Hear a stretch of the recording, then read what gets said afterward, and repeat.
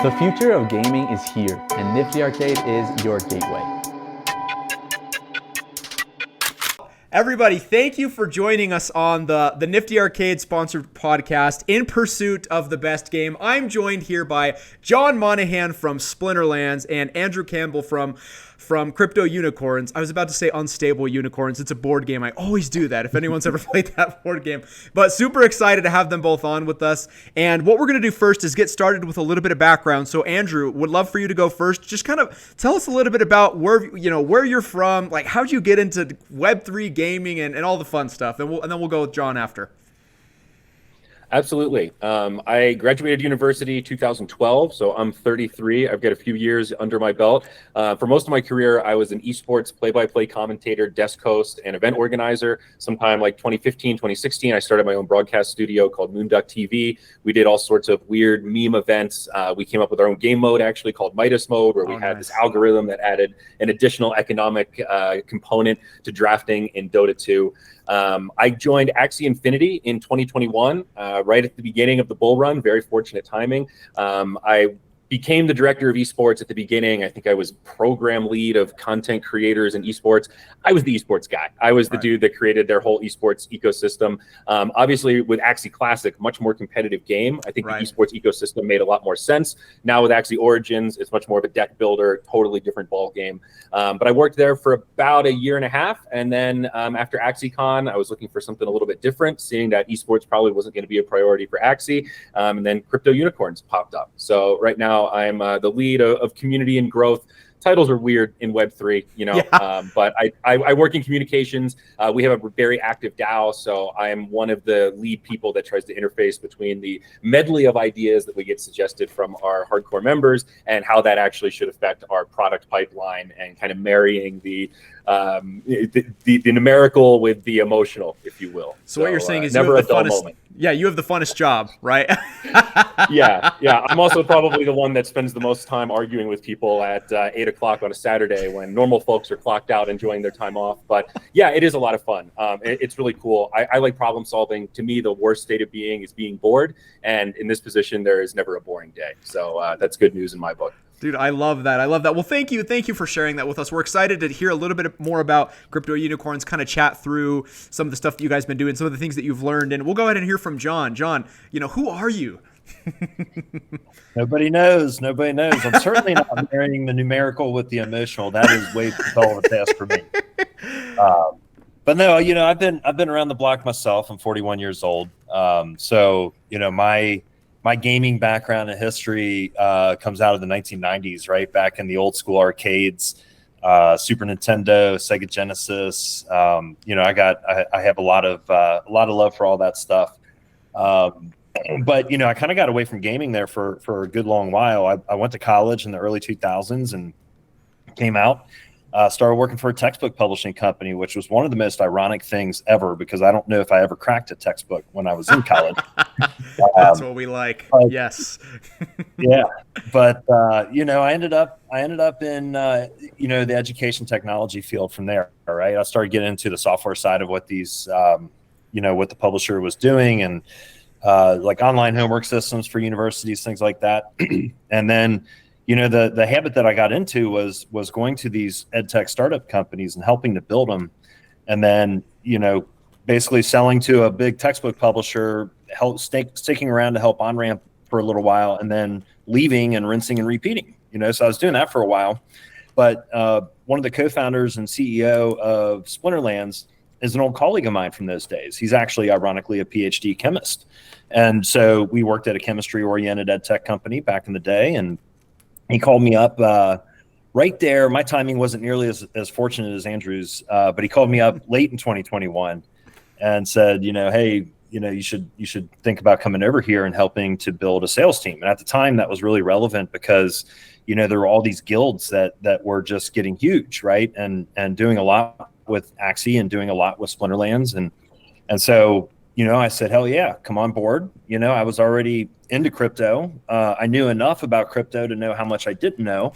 So this was like a wonderful opportunity to come and get into the space, get into Web3 and really learn it from the inside. So that was very attractive to me. And plus, it's gaming, right? Games are a lot of fun, and it's kind of cool to get back to some roots there. So that's how I ended up here. Splinterlands is one of the oldest kids on the block, right? Like, we launched this thing back in May of 2018 on chain, and so it's a really well-developed platform, well-developed game. We've learned a lot of lessons, screwed a lot of things up, had to fix some breaking things, so that's resulted in as far as Web3 goes, about as stable a game project as you can possibly have. But we all know what the bear market's doing, and we're not exactly immune to it either. But so that's my story. That's how I ended up here, and really happy to be here at Splinterlands. I think we got something special. What a really exciting time to join on like a biz dev front. The guild madness in late 2021 was just absolute insanity. I mean, I'm happy for some of them, but others, I mean, they raised a crazy amount of money with, from my seat in the bleachers, virtually no business plan, which is pretty impressive. Yeah. And scary. Yeah. Now, full disclosure, that's when he started trying to get me to come over. I didn't actually start until late February 2022, which is right when everything started going downhill. You've had nothing but red charts from the. Yes, sir. That is so funny. No, I love it, John. Well, that's one of the reasons I'm so excited to talk to both of you guys here at the same time, because you both literally witnessed with your own two eyes, being in positions at these companies, the entire craze, downfall, and then kind of just this build path that we're in now. I'm so excited to get your guys' just thoughts on what we've learned and what went wrong and what we're excited about for the future. So John actually gave us a little bit of an intro into Splinterlands. Obviously, they've been around for a long time, trading card game, and Andrew, I'd love if you'd tell us a little bit about crypto unicorns and just kind of give us the elevator pitch, if you will. Totally. So the game has been live for, I think, about 14 months now, 15 months. Time kind of flies by. We celebrated our 1-year anniversary around when I joined, which was about 4 months ago. So coming up on a year and a half. Laguna Games was traditionally a Web 2 mobile game studio. They were known for making that pretty popular 4X Game of Thrones game. They had an option to do something else similar around that vein, but they decided, you know what, we don't want to fight in this red ocean anymore. We want to go to the blue waters. Let's learn, let's do something new. And as a company, they decided to make that pivot, turn down their offers for existing Web 2 contracts, and start building a Web 3 project themselves. So, as John mentioned, a lot of lessons learned with that. I think one of the early mistakes was a very aggressive roadmap and realizing that crypto is deceptively complicated, and sometimes blockchain stuff that seems like it'll be really easy takes 5 times longer to actually achieve or finish. So the root of our game is the farming game. That's where you craft stuff. That's where you breed the unicorns. Very much inspired by Axie Infinity. It is a play-to-earn game. The unicorns have a breeding algorithm similar, but also different to the Axies. The mythic parts can be passed on, various other things like that. So I think there's a long-term meta game to our breeding.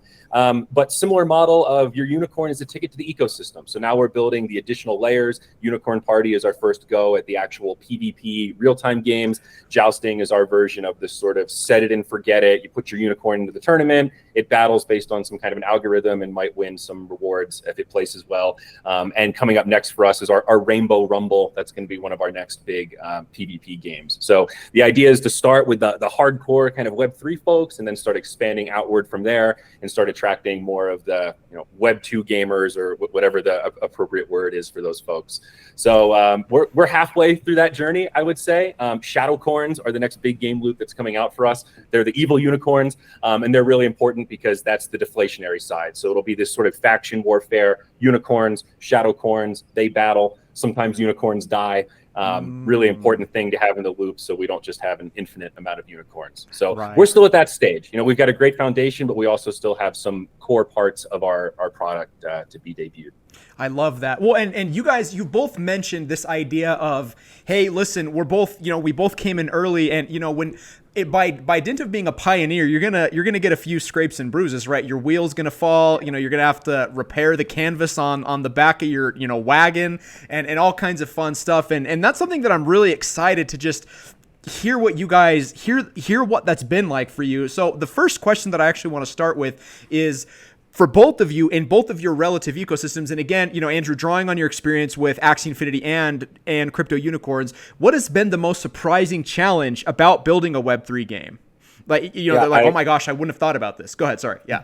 There are several, obviously, but number one to me is the word DAO, and I'm really excited to hear John talk about his DAO a bit, because of all of the gaming DAOs that exist, Splinterlands is the one that pops up in my feed the most. Of Right. hey, this is a real DAO. They actually have proposals. They actually have some control. There is some semblance of decentralized governance. Right. For many other games, I think the DAO is really pretty hollow, and I'll go ahead and fire some shots. I think the Axie DAO is not really a DAO. Show me a single time they voted. Show me a single time that my AXS has given me any governance control over anything in the ecosystem. Right. How many years of being live with your governance token and having no infrastructure to utilize it for governance? How long can you continue to say that you're a DAO when the basic definition of the DAO is not being fulfilled? And I understand the hesitation, right? Investors are probably afraid to let players make really strong decisions. I think at Crypto Unicorns, we've had 20 proposals passed now, some of them pretty extreme. We've had the players vote to lower our breeding fees, raise the breeding fees. It gets really complicated and really political very quickly. It drives me crazy when I go to conferences and I hear this like ultra wogme, DAOs are the future, DAOs are going to save everyone. Governance is really fucking hard. And I think it is powerful to say, hey, you guys as a community literally get to own part of this game and own some of that decision making. But I think a lot of folks, a lot of developers kind of dove into that commitment without really thinking about what that means and sort of the opportunity cost of, sometimes your players might not make good decisions for your game, or they might make short-sighted decisions that hurt you in the long term. And balancing all of that and the marriage of all these ideas, it can be really chaotic. We just recently had to remove somebody from our Discord because of this constant sort of filibuster type activity where it wasn't about breaking black and white rules, but just consistently inserting chaos into every conversation and derailing everything. It's like death by 1,000 cuts where you're wasting resources on these discussions that never get to go anywhere. So I said a lot of stuff there, but I think the environment around DAOs has been one of the most complicated and possibly frustrating parts for me when it comes to gaming specifically. I know John has a lot to say about that. I've got a lot to say about that too, but I'm going to let John. Yeah, you guys, this is an incredible conversation. John, yeah, tell us what you think about that. Yeah, in our experience, DAOs are very tricky. And, to Andrew's point, we've been successful on one hand setting up the DAO, but that doesn't mean that it's smooth and easy. We sort of stair-stepped into it, right? So the first thing we did is we launched the governance token. Okay, cool. We got the governance token. We got the distribution. It's all spelled out in the white paper. That's wonderful. We always had the intention to release validator nodes as well. We ended up getting there, but launched the governance token first, and then we started doing like a little bit of, we started selling validator node licenses as NFTs. And meanwhile, we're working on building the validator network itself, right? And then we moved from that to actually launching some proposal functionality in our platform. But initially, we didn't start off just letting the community, issue proposals based on how much SPS they had staked. We issued the proposals for like a good several months first, right? So that we made sure that we knew how it worked. We could work out any bugs. We could figure out what kind of FUD was going to come. What kind of issues were going to come in our Discord server, everything else, right? That can be a little bit tricky. And that turned out to be a very wise decision because it allowed us to kind of hone it down a little bit. And then we came up with a system. This is actually one of the trickier things I think to tackle with the DAO is that if it's a free-for-all and everybody's allowed to just issue proposals, carte blanche, you can get completely overwhelmed with that. So you have to come up with some sort of pre-proposal type system, right? Where, the community can kind of regulate itself and only the right proposals actually make it through to the DAO, right? And so we've been pretty successful doing that as well. The last step here is the validator node network hitting mainnet, which hasn't quite happened yet, but it's running out there in the background. We have a lot of development sunk into it, and it's getting very close. But that's allowed us to have significant steps to being truly decentralized, right? So Right. Decentralization is one of the big promises of Web3, one of the big promises of crypto. And, fact of the matter is, it's hard to actually be truly decentralized outside of, tokens. outside of fungible tokens. So, we've I think made the most of the benefit of time, right? Like, so 5+ years in the space has given us the latitude to be able to get this deep, and we have every intention of continuing, and we certainly will. So that's been pretty cool. One of the what I'll talk about an unexpected thing, but on the positive side, if you don't mind. Yeah, please. One of the things that we didn't expect, or I didn't expect at least, was through the process of developing all this stuff with Splinterlands and having this sort of myopic view of just really getting this one game well developed, the platform that's operating Splinterlands has become really well developed in and of itself, and it's really given us an opportunity to productize the platform, right? And so that's a really significant thing that's on our roadmap as well. We have Splinterland specific significant things that are happening sooner, like Land 1.5 is getting ready to come out. We sold Land a while ago. We came out with 1.0 several months ago. 1.5 is actually going to release a lot of the functionality that makes it basically another game within the game of Splinterlands, and it's effectively an economy simulation. So that's really cool. But soon after that, we're really going to get to work on productizing the platform itself, so that we can basically create copies of that platform and help anybody really. I mean, we're probably going to have a focus on game studios, trying to come into the space, or Web3 gaming projects that have some funding, but they don't want to take a year and a half to actually be able to launch their game. We're going to have like all of that back end tech and have everything soup to nuts available. Off the shelf is sort of like an a la carte menu. You want governance? Okay, cool. We've proven we can do it. We got track record. We can do that for you. You want a shop page where you can actually sell product and generate revenue to help support your business, your game? Cool, we can do that too. Collection management? Yes. Player-to-player marketplace that includes rentals and card sales and general NFT sales? Yeah, we can do that too. So we can do all of these different things with this platform, and that's probably the most unexpected consequence of getting into Web3. Andrew mentioned it earlier. I mean, when you're developing a blockchain, it is tricky as hell. And we know that how hard that is.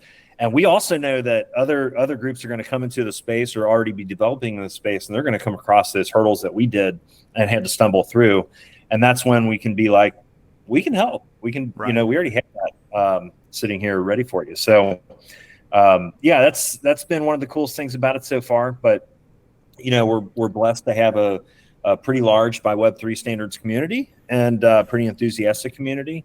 There's been some salt in the wound, with the market conditions existing as long as they have, and they've had to bear with us making some further mistakes here and there, and that sort of thing. But hey, we're still here. They're still here. All is going pretty well. As soon as Land 1.5 comes out, that's going to be a really significant step for our community. So very excited about that. Should happen later this month. John, you made a really great point about guardrails with DAOs. And one of the things that has surprised me, I've been watching blockchain for a lot of years. I was mining Litecoin in 2017. I actually tried to make a blockchain game in like 2018 in that ICO bull run. We had a spec, didn't know how to build it, and then just kind of moved on and did something else. But I've been thinking about this stuff for a lot of years. And even back in the ICO era, it seemed relatively obvious to me that this dialogue around binary centralization versus decentralization, you're either fully decentralized or you're fully centralized, are the only two options. And the reality is it's a spectrum, right? The most successful DAOs I've ever seen, it is a spectrum of progressive decentralization where at the beginning you do have a lot of that centralized control, but the goal is to hand it off slowly and in a way that makes sense. The analogy I always heard was like, you don't just buy a Ferrari and throw the keys at your 18-year-old, right? You work your way up. You start with the Civic, maybe you drive the Porsche, and you graduate to the Ferrari once you know how to drive the manual, right? So I think that's just very astute, and it surprises me how often people get caught up in this, like, that's not decentralized. And it's like, well, but full decentralization, like 100% decentralization has such a huge trade-off in efficiency. You can just sit there and argue about what the right decision is ad infinitum and never actually end up making a product. And we even see that in our DAO right now. There's a huge camp of people that say, hey, let's slow down emissions and let's just play for time. Then there's another group of people that feel the complete opposite. We're like, no, we need to crank up emissions because people being able to earn is one of the only draws to a play to earn game. If we cut emissions, then we're going to start that race down to zero. And it's like, those are completely polarized, different end of the spectrum ideas. Both probably have some validity in terms of, the discussion and intersection of what the sweet spot is. But it just surprises me that I still hear people talk about like progressive decentralization as a bad thing, because I think it's basically the only way that you can do it, or so far it's the only way that I've seen that has some semblance of success. I love the idea of throwing the keys at the 18. That's freaking hysterical. Seriously, thank you. No, thank you for that visualization. But I have to 100% agree here, guys, because I'm a pretty big participant in the Splinterlands community. I've been there for a while, and I enjoy, I play the game, and it has been absolutely fascinating to watch these. John, how many proposals have there actually been? I don't know if you know off the top of your head, how many proposals have actually gone through? Oh, I don't know off the top of my head. Is it somewhere? Is 50 sound right, or does that sound too little or too much? Yeah.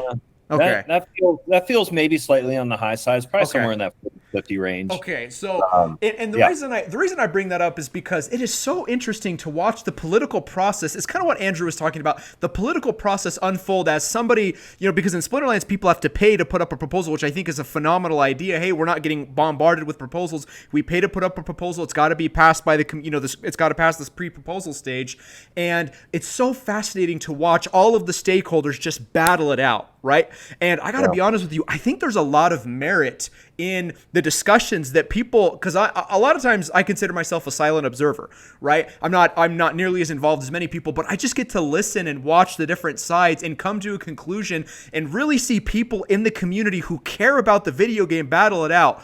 And it's so fascinating to me because I come from MMORPGs like RuneScape and World of Warcraft, and I know, Andrew, you do as well, where the company would put out polls and it would try to involve the community, but there was never this essence of, hey, let's get together and battle out the decisions that we feel are the best to make as a community for the future of the game. And it's absolutely incredible to bring stakeholders in who care about the video game, who a lot of times have many of their livelihood in the video game and want to see it be successful. It's an absolutely incredible innovation brought about by Web3. And it's like you both said, I think we're still seeing a lot of, we're seeing a lot of the positive and we're seeing a lot of the negative. But as we progressively move forward, it's going to be really interesting to see what structures appear that are effective at driving forward, I would say, accelerated development, but also incorporate community stakeholders, right? And I think Splinterlands and Crypto Unicorns are some of the closest ones there, right? So really excited to see where we move forward in the future.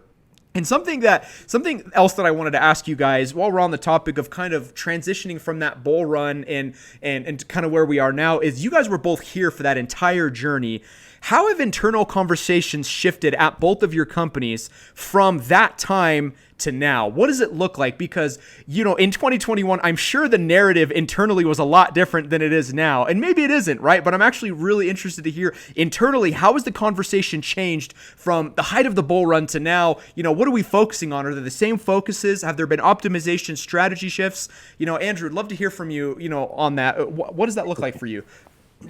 Yeah.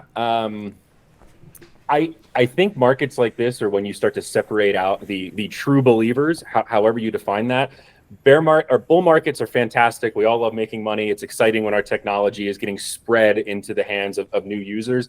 But the downside of bull markets is that you bring in these folks that don't really believe in it, but are just really excited about the hype cycle. And there's nothing inherently wrong with that, right? It's very human. It's just classic psychology. This is a new shiny thing. We want to get on board with it. But that 2021 cycle quickly got taken over by like crypto Twitter influencers that seem to have virtually no understanding of the tech, pumped up their followers with giveaways, and then somehow got dubbed as like, you're the voice of blockchain gaming. It pains me to see some of these people take the tag of pro gamer. And I'm like, I used to be an esports commentator in Dota. Those are real pro gamers, people that make 50 grand a year with a guaranteed salary to be a professional gamer.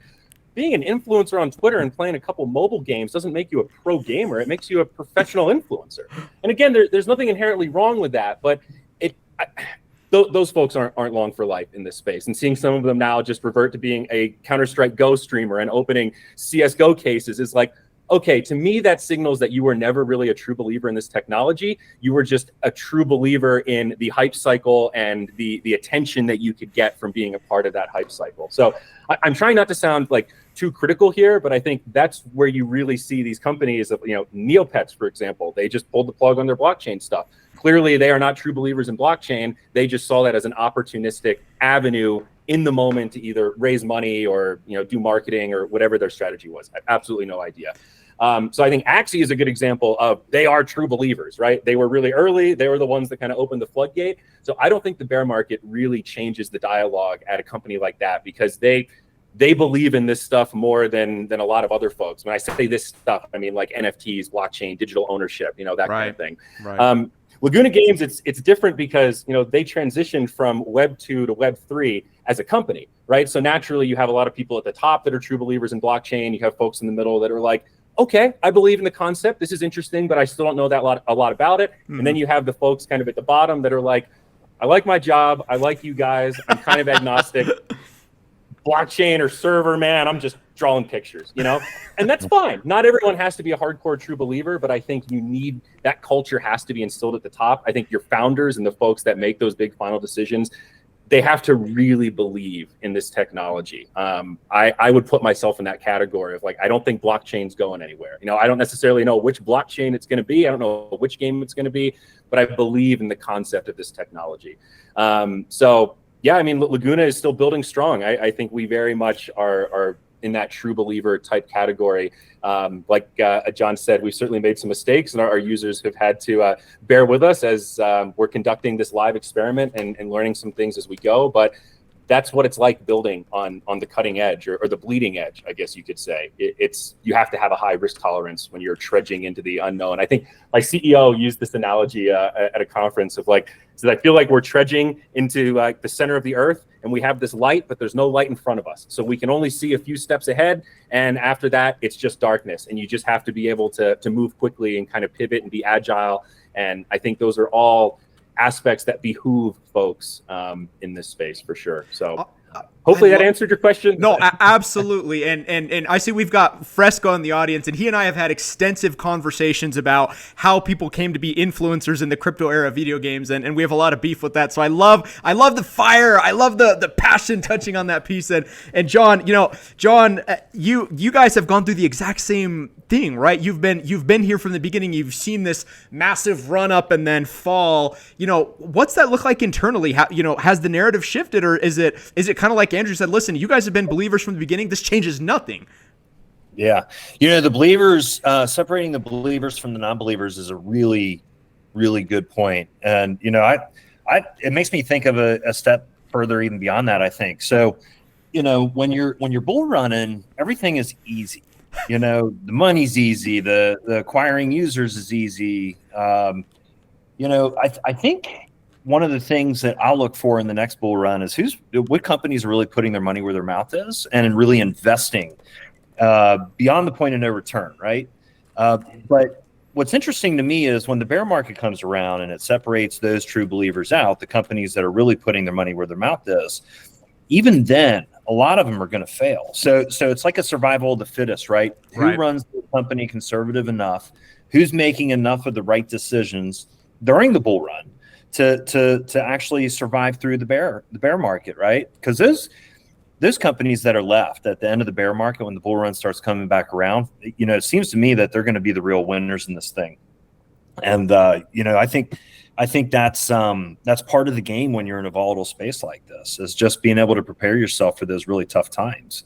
It's almost like the hunter-gatherer heritage that we have as a species of animal, right? Like, hey, we're the things that you're doing during the summer when everything's easy and planting and growing your crops and everything like that, and harvesting, you better get that right, because when winter comes around, you got to have enough to make it through, and that's the hard part, I think. And that's so not only do you have to be a true believer, you have to also prepare properly.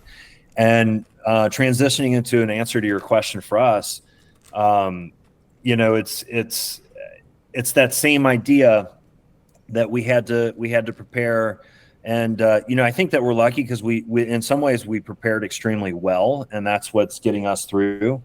But in other ways, I think that we introduced some risk that maybe we wouldn't do next time, that we've learned from, right? And the risk is during the free for all of a bull market. It's easy to say yes to a lot of additional projects. Right. Like, hey, we're going to go build this game. We're going to go build that game. And we want to do this and we're going to do that. And when the money's flowing, it's great because you can go hire for it. You can expand the team. You can do this. You can do that. But as soon as that bear comes around, it can really wreck some of those plans. So I think it pays to make sure that you have a relatively conservative level of focus, even during the bull run, right? Interesting. Yeah. So if you can keep that, then I think that you're doing something really right because your community will stick around for that. They're gonna be pretty happy if you're able to continue to deliver, and because the true believers, in terms of individuals, community members, they're gamers. They're gonna stick around through the bear market. Anyway, because they're basically hodling through. They didn't bail when the market started going down, so they want to stick around. So if you're able to keep delivering for them, for your true believers within the community, then they're going to be the ones that I think really take you strong towards the moon and the bull run too. I think you're totally right, and that's to echo that. Like in the bull market, the hardest part is keeping your square head on. I got cut up. Yes. I thought I was a genius investor at a moment there. No, I was in the right place at the right time. I did some things right, but a lot of that was luck, and I should have cashed that shit out instead of putting it back on the table, right? But people get crazy when these really wild macro cycles happen. Like to name one specifically, Peg Axie. When that came out, it was a pretty effective vampire attack on Axie. I mean, why do you think they named it Peg Axie? That was part of the target, right? And when it came out, they had all these bloodlines. There was all this breeding stuff there, but none of that was part of the game. The racing was just random. It was literally just put 8 Pegas in there and then one of them wins and that's it. And because people were making money, people were actually trying to make the case that it's a fun game. It's not a fun game. It's not a game. It's a fucking slot machine. It's as fun as a slot machine gets. Slot machine. Yes. That's cool. And I pull levers on slot machines all the time. That can be fun, but let's not confuse that with like good game design or a fun game. And I remember trying to talk about this on Twitter, being like, guys, it's just a skillless casino. There's nothing special here. And then getting scolded at Axie by my boss for saying, dude, you can't punch down. Don't pick on the little guys. It's a bad look to say negative stuff about other projects. And I remember thinking like, this is ludicrous. This whole thing is ludicrous. This whole dialogue is ludicrous. And I'm not even allowed to talk about it now.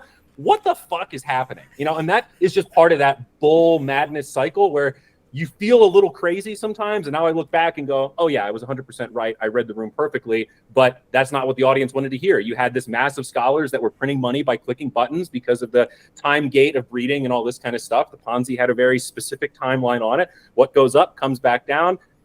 It was very predictable what was going to happen with that game and those tokens. But in the moment, it was like heresy.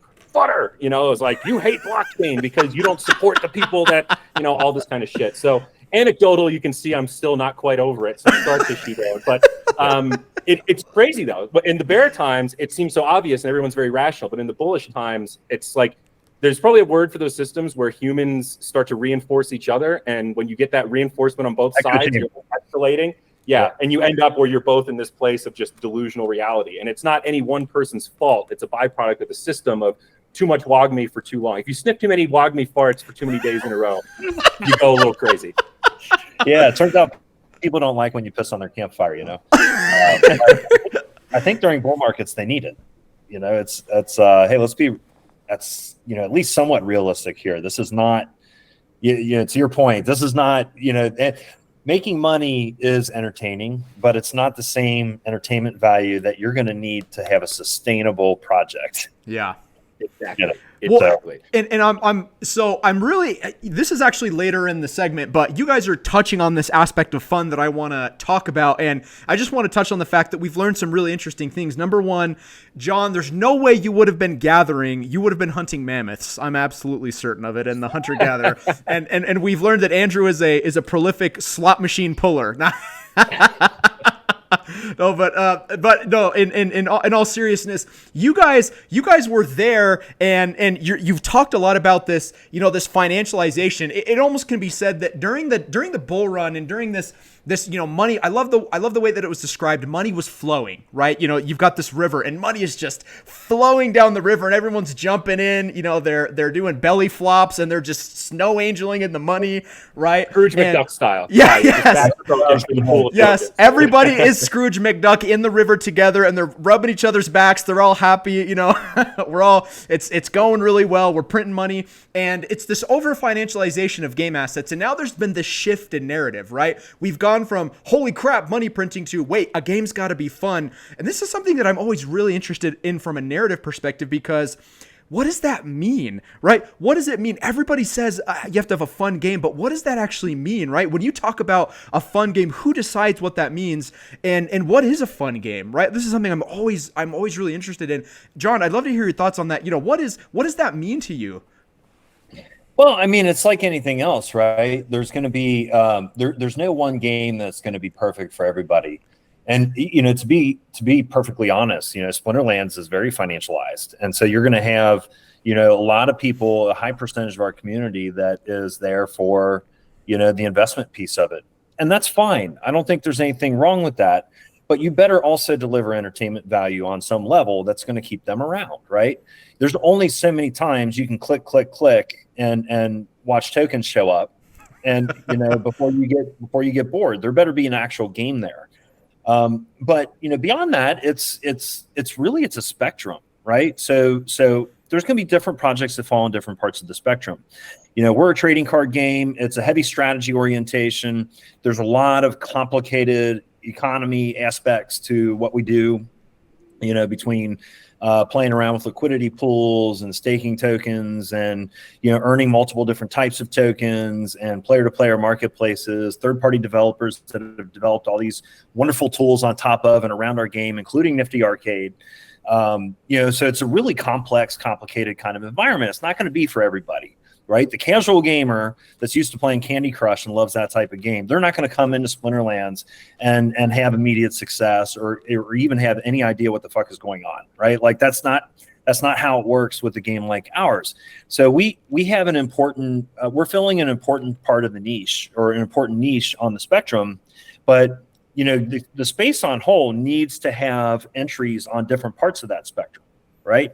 I think that we need to have, first person shooter games that look like a AAA, or maybe are a AAA game that's coming into the space. You need that kind of stuff too. That might not have, blockchain verifying the results of every little action inside the game, but maybe some of the more important ones, or maybe just the items or NFTs, maybe you don't have all the complicated stuff. I think that stuff is going to be really important too. And I think that, gaming, so I talk about this a lot when I get into like Twitter spaces and everything else. I told you how I got all this background in education technology. So I learned a lot about learning science throughout my time in that space. Gamification of any process is one of the best ways that a human brain actually learns, right? And so if we want to teach people Web3, if we want to bring people into Web3, gaming is going to be probably the lens that a lot of these people come in. I mean, let's be honest, over a third of the world's population plays games. And so if they're playing games naturally, and the Web3 gaming space, if GameFi can figure out ways to have them sort of come into the space or come here for the entertainment value, then they'll stick around for the financialization.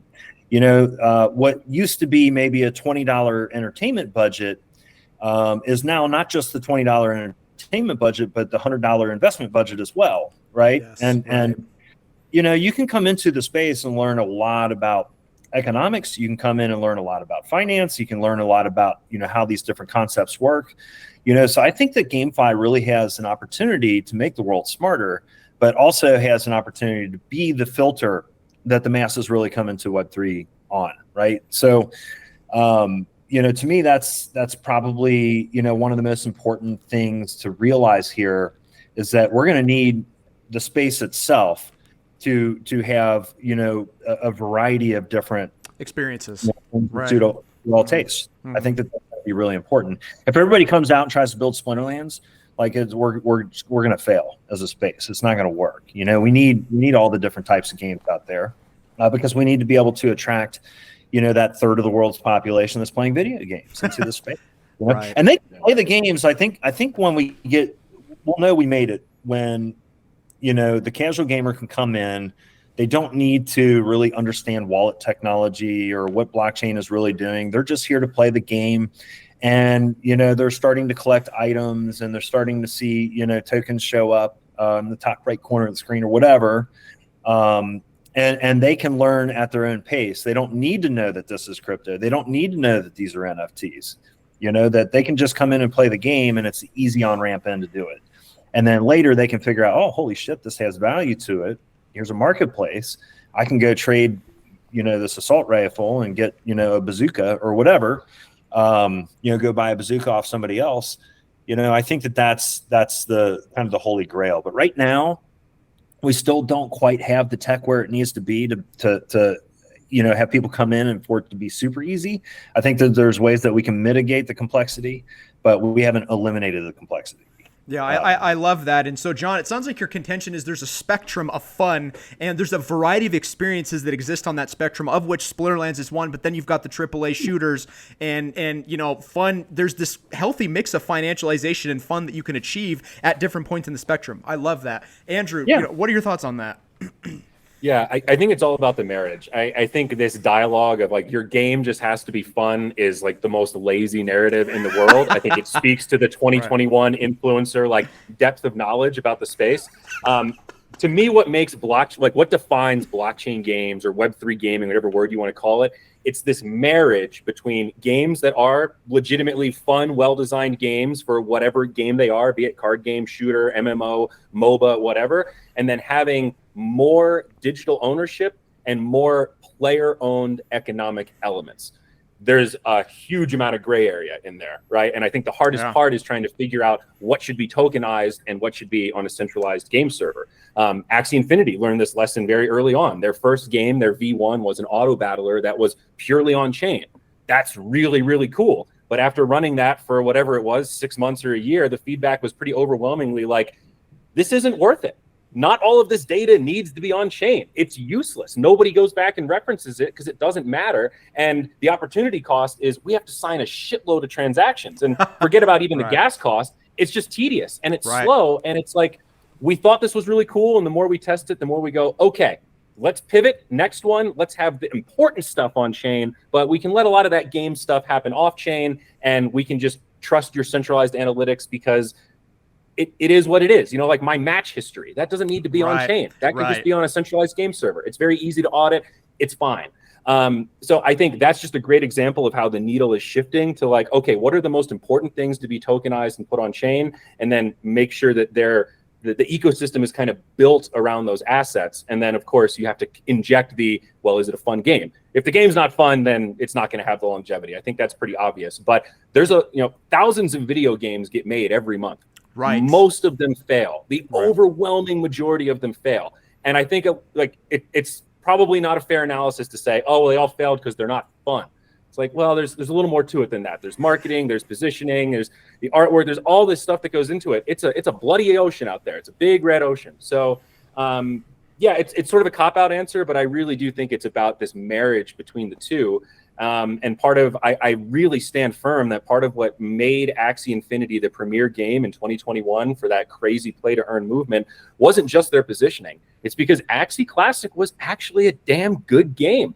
It breaks my heart still that they threw it away and made us do Axie Origins. I said it to them when I was working there. I said it publicly as soon as I wasn't working there. I think Axie Classic is a fantastic game. It takes the concept of poker and a lot of that same sort of psychology of Texas Hold'em and bluffing without feeling like you cloned poker. You know, it does feel like its own unique game. And I think that those fast sessions, easy to understand, very hard to master, gameplay that's very relative to the other player, you bluff, they bluff, every turn you're on this hair trigger of one mistake and they're going to run away with it.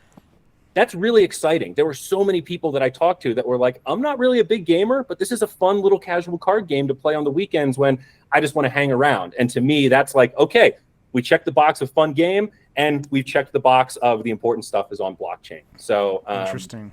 Yeah. Fun is subjective to everyone, but there's got to be depth to the gameplay. Maybe fun isn't the right word, and we should start saying depth. There's got to be a lot to do, I love depth, and I've also heard another one about engaging or compelling, right? And I love this idea of kind of breaking it down, because I 100% agree with both of you. I have such an issue when people are on Twitter. That's because that's the place where we all get mad about it, right? About the narrative is on Twitter. Like, we're sitting on our phones screaming to the, what does fun mean? Right? But or at least maybe that's just me. But I love this idea. It'll feel good, right? Yeah. Yeah, it always feels good every time. Yeah.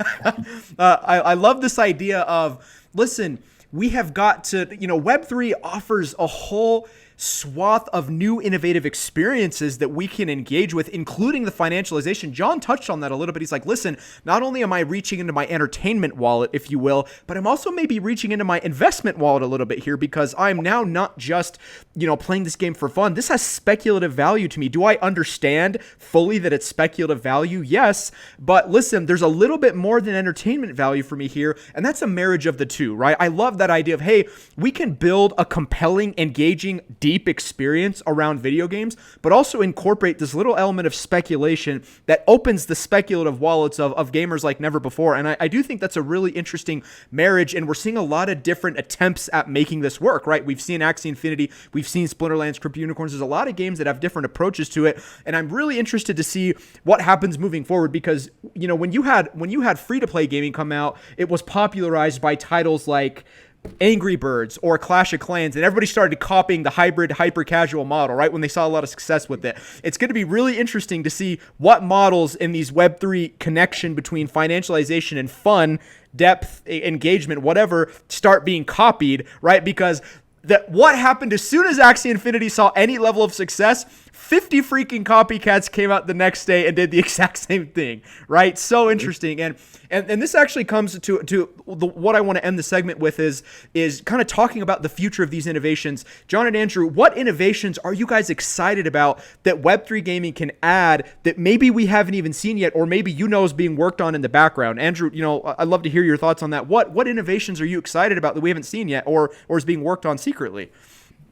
I have kind of a fluffy answer, but the word metaverse has been really bastardized over the last few years, and my opinion on it has kind of shifted. For a while, I was one of those, there's only one metaverse. Stop this thing about we're making our own metaverse. And then the way the technology has been created, that's actually there. I would say there should only be one metaverse, but the reality is there are a lot of kind of closed off kind of individual metaverses that don't really talk to each other. Right? Like the Facebook metaverse is a perfect example. They don't really want to play with they're not into decentralization. They love their centralized internet, right? Like the Amazon blockchain.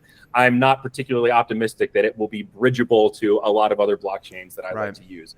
I'm a big interoperability maxi. When I first started getting turned on to blockchain and like this idea of gaming, the interoperability aspect is what really got me excited. And not necessarily the Ready Player One style where all assets work and everything and that kind of interoperability, but sort of more like what we're seeing Axie and Cyberkongs do, where we're starting to see these bridges get created where I have this core asset and now I can use it in various other ecosystems where it makes sense and where there's alignment.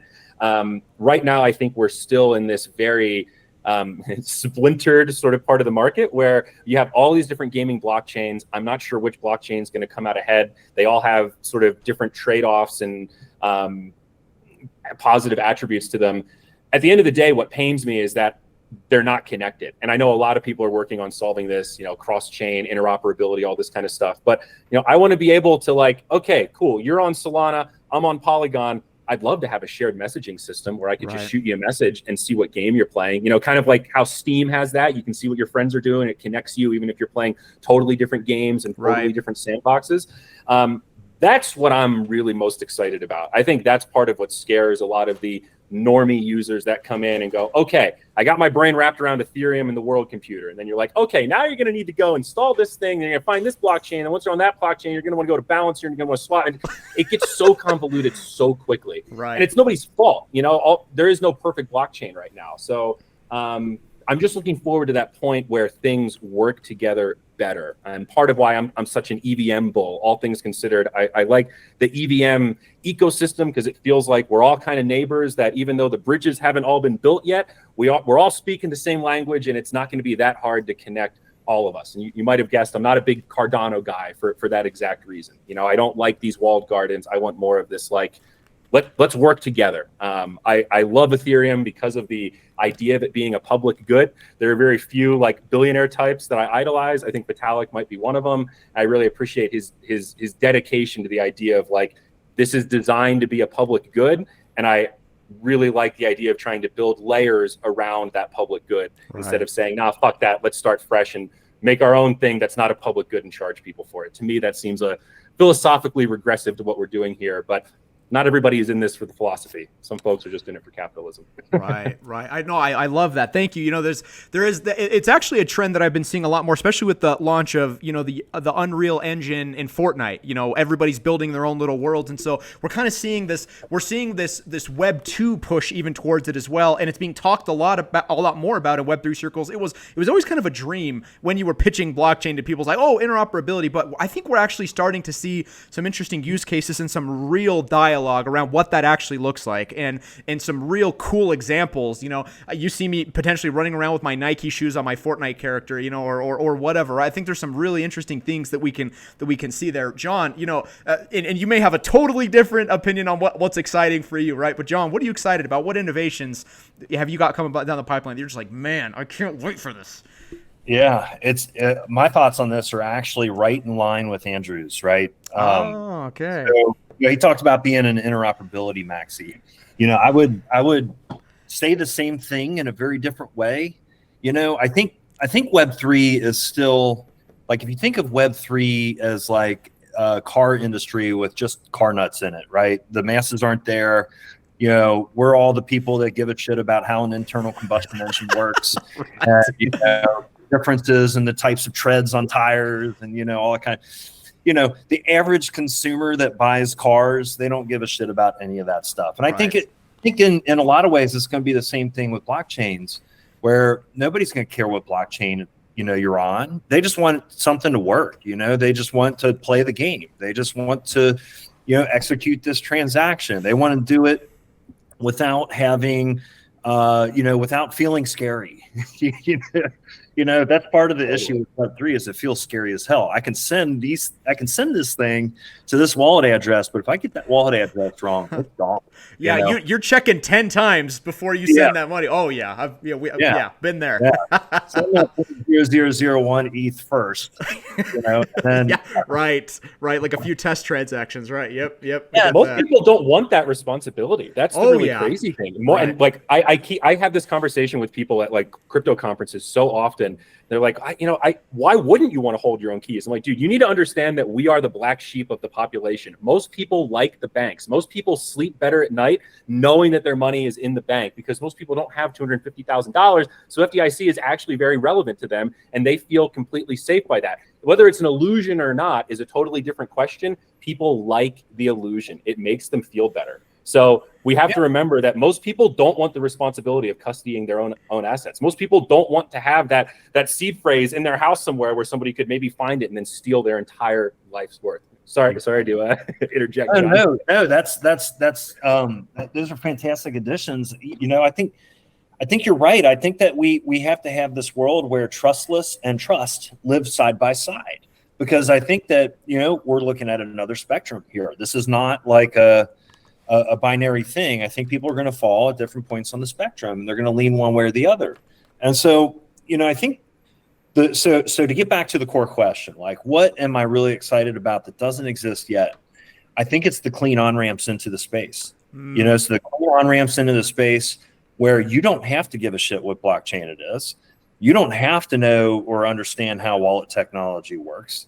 You can just show up and do the thing, you know? And you can do the thing in terms of, you know, getting my entertainment value, getting my kicks off of playing the game, or I can do my thing by easily trading this particular item that I just picked up inside the game, or these tokens that I earned. You know, I think that it needs to be easy, and that doesn't exist yet. You know, it's hard. You know, I don't know about you all, but, you know, when I first kind of set up my own decentralized, or when I first came in and started trying to buy stuff, going through KYC just felt icky. You know, like, I don't give anybody my social security number or picture of my driver's license like that. You know, like, that's not If it's a big name, brand name bank or financial institution that, is publicly traded and everything else, there's a level of trust there. I get that. I know that the U.S. government's going to protect that and all those sorts of things. Not in this space, right? Like, you have to take a little bit of a leap of faith to go set that stuff up. And that's going to scare the hell out of a lot of people, until we have that trust part of the spectrum, not just the trustless where we all like to be, but the trust spectrum has to be there. And it has to just be easy. Make it easy. Just people want a car to get them from point A to point B. They want to listen to some music. They want to hear a podcast. They want it to make them look cool or whatever. But they don't need to know, like, if it's a V6 or a V8. They don't need to know, what type of carburetor, or if it's a car. They don't need to know all that shit. Most people don't. And that's just the same thing here in this space. And I'm pretty sure cup holders and colors are what sells the majority of cars. Right. 100%. No, I think you're totally right about the trust issue. And, neither of us work in FPS games, but that is one thing that really I scratch my head at when we talk about Web3 decentralized first-person shooter games. Because if you pay any attention to FPS esports, especially ones that their thesis is based on being competitive, anti-cheat is a really big deal and very challenging. And these big games like Valorant and Counter-Strike and whatever else, the only way that they've been able to solve this is by asking your permission to install kernel-level spyware on your computer to ensure that you're not cheating the system. That requires an absurd amount of user trust that, Riot and Valve have built over decades and billions of dollars and millions of players. That is not something that comes easily, and I still have not heard a good solution to that. All of the FPS games I've asked, I've gotten the response of like, we got a tech guy who's working on it, and it seems pretty promising, but I've never gotten the spec report of how it actually works. And your point, John, I don't see many Web3 enthusiast gamers installing that sort of spyware on their computer anytime soon, because who is the organization that you trust enough to not abuse that data? I mean, when League of Legends did it, there was going to be a riot. It was like, China's now looking at my computer because Tencent owns Riot and Riot owns Valorant, and simple deduction.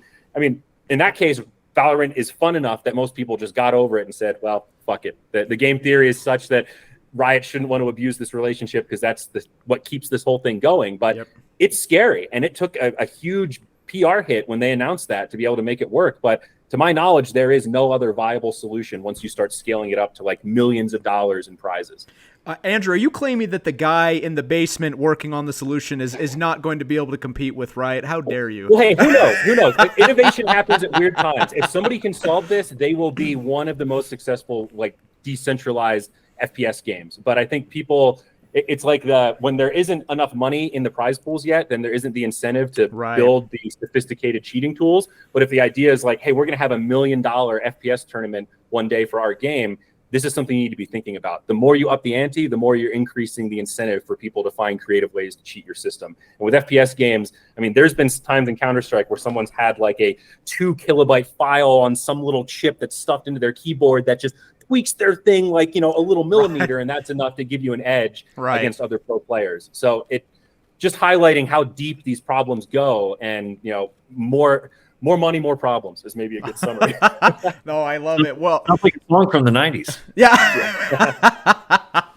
Well, John and Andrew, thank you so much for being on here with me. I love these conversations, and I love to just be real. I mean, that's what we love here. Just the real. I hate the Twitter facade. Again, I'm raging at Twitter a lot on this call. You can tell there's no mental issues there. It's just It's called X now. Yeah. Oh, dang it, John. You're right. I'm not even calling it the right name anymore. I'm raging at X. But I seriously appreciate you guys coming on, and everybody, make sure, John.